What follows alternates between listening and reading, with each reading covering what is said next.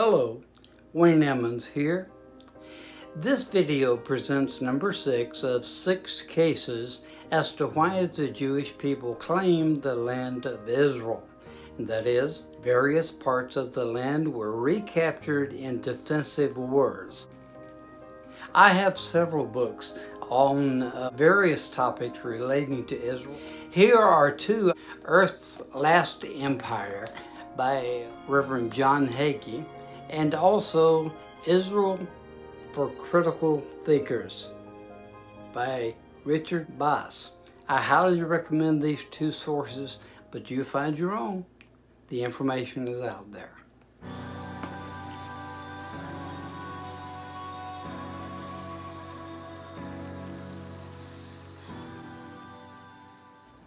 Let's begin today's session with the 1948 war. After 30 years of promises from the British and other world leaders, in 1947 the Jewish people finally received formal approval from the United Nations General Assembly for the recreation of an independent Jewish state in the land of Israel.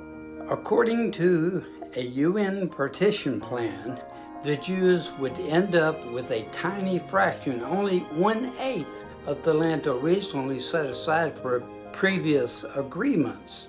In other words, the international community reneged on promises made to the Jewish people. This plan, known as the UN Resolution 181, passed on November 29, 1947. Hesitant, yet desperate Jewish leaders accepted this offer. At least they had a place of refuge after all their recent and ongoing persecution, including the Holocaust. Overjoyed Jewish families danced in the streets, and meanwhile, irate Arab leaders rejected the partition plan and instigated months of riots against the Jewish neighbors. However, preparations for a statehood continued. The Brits completely withdrew their armed forces from Israel on May 14, 1948, after futile attempts at peace stabilizing efforts in Israel because of Arab uprisings and, frankly, Jewish revolts for the persecution they were under. On the same day, David Ben-Gurion proclaimed Israel's official independence during an international broadcast at the Tel Aviv Museum promptly at 4 p.m. 11 minutes later, President Harry Truman of the United States was the first world leader to officially recognize the newborn state of Israel. At this historic moment, God miraculously restored the land of Israel to His people as described in the Bible in Isaiah 66:8.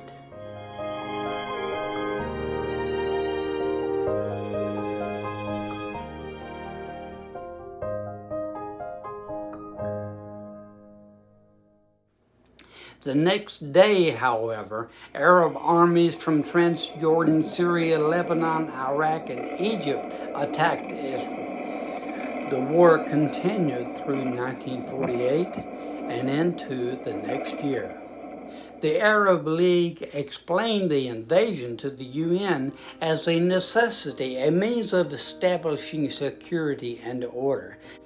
The UN rejected this rationale for unprovoked military force, but never required Jordan to cease their occupation of the West Bank acquired during the fighting.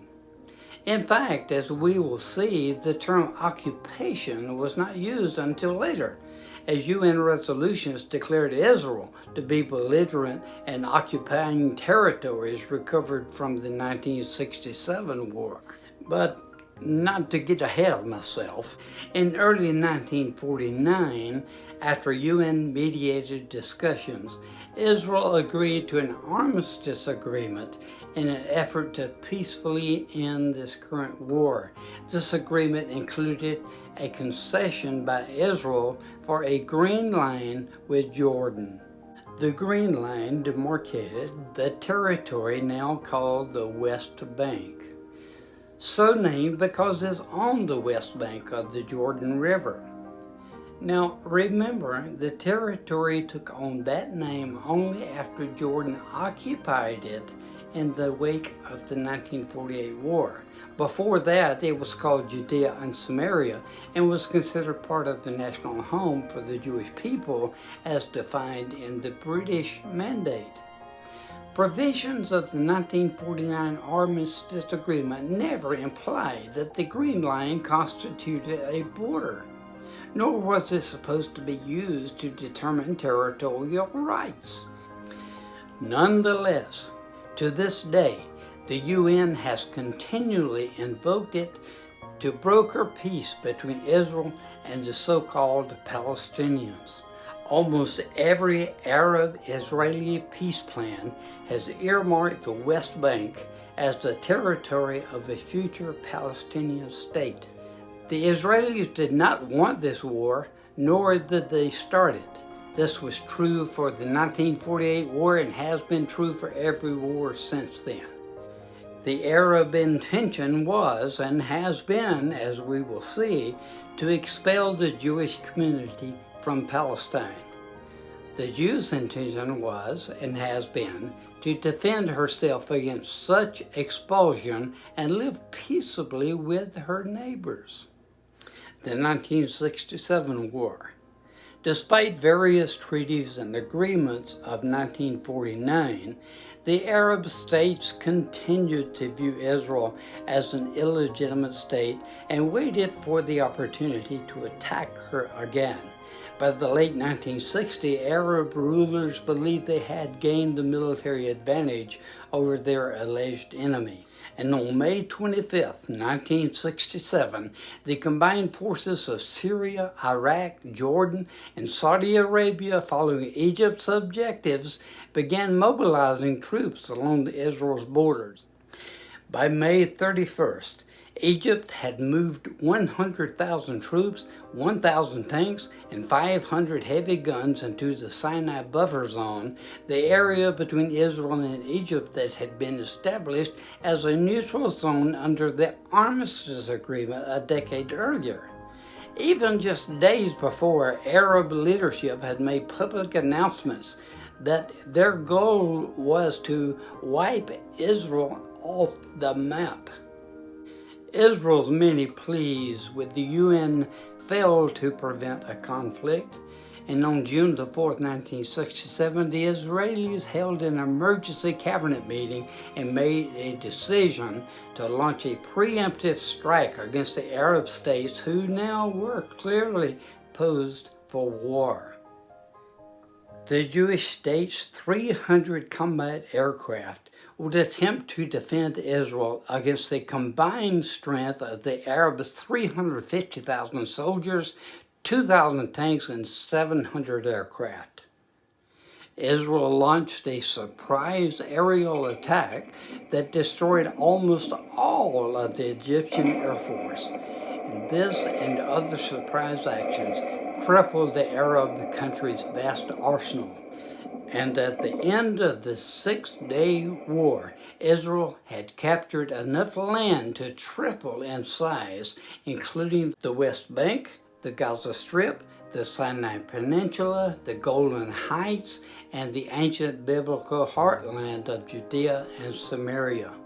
All of these territories had been held by the defeated Arab nations before the 1967 war. The Jews would eventually and willingly exchange most of this battle-fought land for peace, but Jerusalem was too precious to give up. One of the saddest losses for Israel in the early 1948 war was Jerusalem. Jews had lived continually in the Old City, even under foreign rule, since the Romans sacked the city in 70 A.D.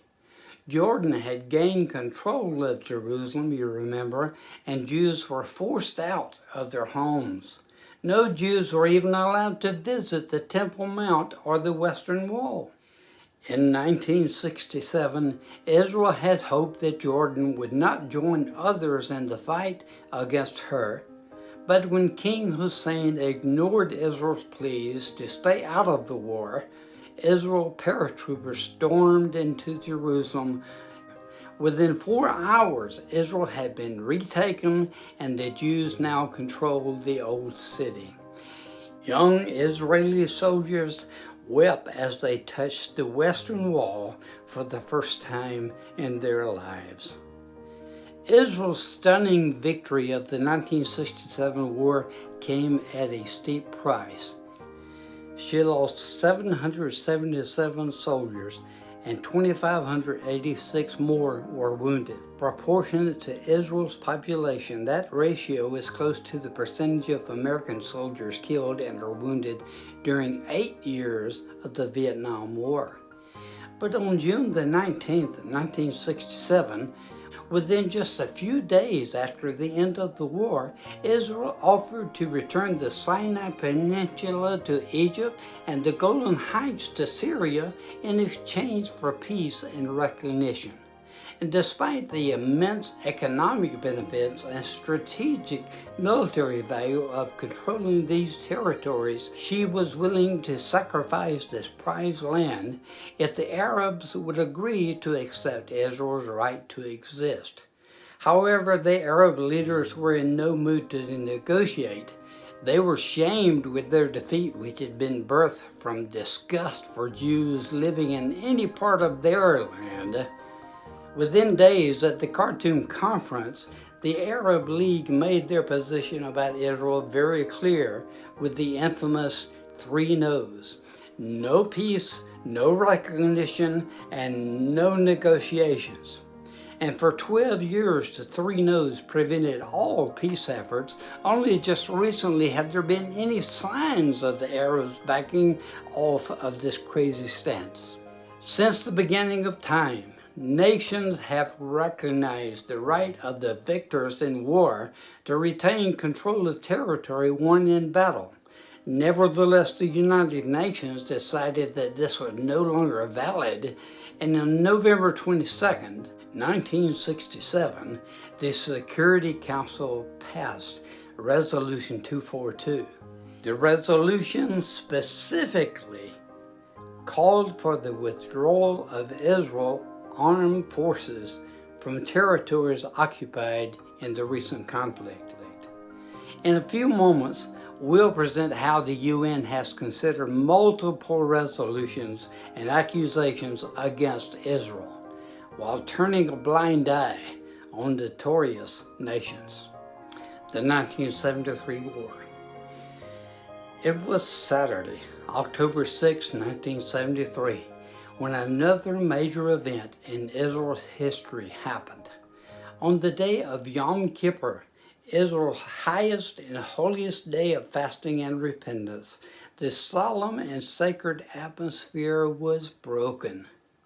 Catching the Israeli IDF military arm unaware while many soldiers were observing Yom Kippur, Egypt and Syria were successful in launching a coordinated surprise attack on Israel.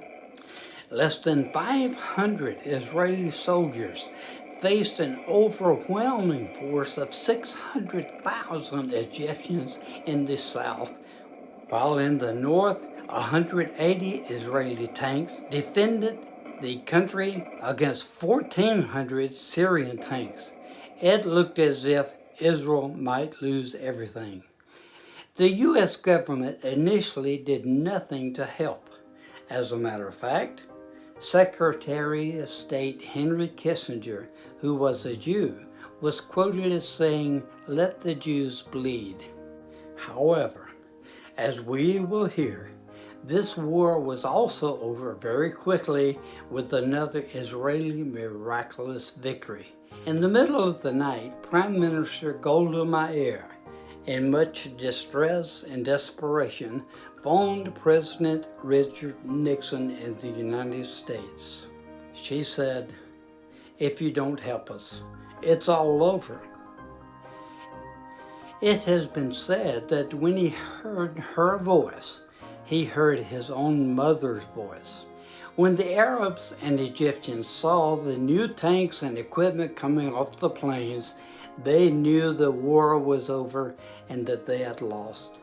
The whole world was shocked that Israel survived the unprovoked attacks of Yom Kippur, much less their rally to push the invaders back across the borders, 18 days after Egypt and Syria first attacked Israel. The Arab leaders agreed to ceasefire rather than suffer from other losses, and Israel again was the victory in a war against overwhelming odds. However, 2,680 Israeli soldiers sacrificed their lives to protect their Jewish homeland. It was a very painful price to pay. It took 5 years after the Yom Kippur War until peace talks again took place. Israel gave back the entire Sinai Peninsula to Egypt, another land for peace agreement. The Palestinians had been invited to the same peace talks, but they had refused. In addition to gaining land resulting from victorious unprovoked wars, only to give them back the lands gained in efforts for peace and recognized sovereignty. There have been other war and terrorist activity thrust on Israel. I'll mention some of these very briefly, but you'll find the same pattern heard in today's presentation. But again, do your own research and make up your mind what is truth. The oil crisis in 1973, Palestinian Intifada in 1987, Gaza in 2005, Second Lebanon War 2006, and then the Iran deal in 2015. Israel, about the size of the state of New Jersey, is surrounded by enemies who want to drive her into the Mediterranean Sea. Even the eastern seaside is a potentially dangerous place where enemy vessels could be lurking. On Israel's northern border, Lebanon has long been a safe harbor to the PLO and the Hezbollah. On the southern border, again in an area given up by Israel in land for peace efforts, Hamas, supported by Iran, continues to try to penetrate and murder innocent Israeli citizens while cowardly hiding behind their own citizens in schools, hospitals, and even UN buildings. Members of the international community continue to demand that Israel resolve the Israeli-Palestinian impasse. Most favor a two-state solution with secure and recognized borders between the two countries based on the 1967 status, as we discussed earlier. That's the green line, remember?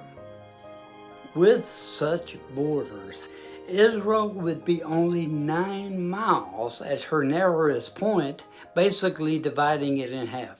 The width of Israel from the Mediterranean to the Jordan River, that is the West Bank, averages only about 40 miles. What happens if the territory proposed for a Palestinian state, namely Judea and Samaria, the West Bank, should fall under control of radical factions, as has happened in Gaza? The Jordan Valley of Israel's eastern frontier, which lies within the eastern portion of the West Bank, it is the strategic border between Israel and Jordan. From the mountain ridge of that border, a hostile force could hit virtually any point in Israel without advance notice. We should remember that despite the treaties and agreements made just after 1948, the Arabs rebuilt their military arsenal and attacked Israel again in 1967. They did this again in 1973. So why would anyone think that history would not repeat itself, especially with the current vile rhetoric of certain Arab nations? And why would the UN and the international community, with their historical patterns, how could anyone believe that other nations would come to Israel's aid if a newly formed Palestine state came into being? And lest we not forget, From years past, the UN made no condemnations against Jordan when it kept the land on the West Bank after gaining it from Israel during the 1967 war. Lebanon still occupies that same land today. Strategically cloaked during the U.S. elections in the first week of November 2020, the Fourth Committee of the United Nations approved 7 draft resolutions concerning Israeli practices in occupied Arab lands, as well as 5 additional texts on various subjects. One might think this to be a fluke until one investigates further. From its creation in June 2006 through June 2016, the UN Human Rights Council during 1 decade adopted 135 resolutions criticizing countries, 68 of which, more than 50%, had been against Israel. During this same time period, members of this council have virtually excluded well-known human rights thugs, including Iraq, Afghanistan, United Arab Emirates, Egypt, China, Cuba. Anti-Semitism is a complex issue. But one thing is for certain: Israelis are not occupiers of the land of Israel, they are owners of the land of Israel. Much land has been given up by the Jewish people during peace negotiations, but the Arabs persist in their efforts to drive them into the Mediterranean Sea. It is highly questionable that lasting peace will be in Israel until Jesus Christ returns to earth and make things right. Now, as mentioned at the beginning of this presentation, it's important that you find truth for yourself.